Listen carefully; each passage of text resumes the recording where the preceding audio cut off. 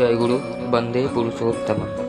আজকের প্রসঙ্গ ঠাকুর, যিনি সংঘাতের ভিতর দিয়ে মানুষের অন্তর্নিহিত শক্তিকে বিবর্তিত করেন, যাকে গ্রহণ করলে সমস্ত ভালোবাসা, ঐশ্বর্য, জ্ঞান সহজভাবে পাওয়া, জানা, বোঝা যায়, যার প্রতি আসক্তিতে মানুষের বিচ্ছিন্ন জীবন ও বিরোধের সমাধান হয়, যার অনুশাসনে চললে বিশ্ব রহস্য উন্মোচিত হয়, জীবন মুক্তি ঘটে, তিনিই আমাদের ইষ্টগুরু পুরুষোত্তম, ভগবান বা ঠাকুর। ভগবান লাভ মানে প্রত্যেকের নিজস্ব বৈশিষ্ট্য অনুযায়ী তার অন্তর্নিহিত ভগবত্তাকে জাগিয়ে তোলা।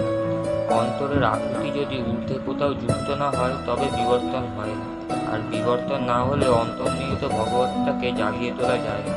ঠাকুর হচ্ছেন সেই কেন্দ্র যেখানে আমাদের আকুতি ঊর্ধ্বমুখী হয়, বিস্তার লাভ করে, এবং যার প্রতি বৃত্তিভেদী টানে আমরা বিবর্তিত হতে পারি, জীবনের পরম সত্যকে জানতে পারি, জীবনকে পরিপূর্ণভাবে উপভোগ করতে পারি। ভালোভাবে বেঁচে থাকা, বেড়ে ওঠা, এই আকাঙ্ক্ষা প্রতিটি সত্তার। কিন্তু বেঁচে থাকা, বেড়ে ওঠা অক্ষুণ্ণ থাকে কিভাবে, সেই পথ জানা নেই মানুষের। প্রতি পদক্ষেপে আসে অসংখ্য ভুলভ্রান্তি, বিভিন্ন রিপু আচ্ছন্ন করে রাখে দেহ ও মনকে, তাদের চাহিদা অনুযায়ী চালিত করে বিপথে।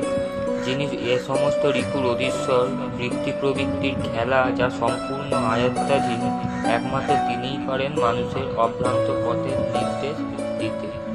তাই পুরুষোত্তম প্রদর্শিত পথে নির্ভাবনায় চলতে পারলে বাঁচা বাড়ার পথে এগিয়ে চলা যায়। এই পথে চলতে হয় তার প্রতি অকাট্য অনুরাগ, বৃত্তিভেদী টান নিয়ে।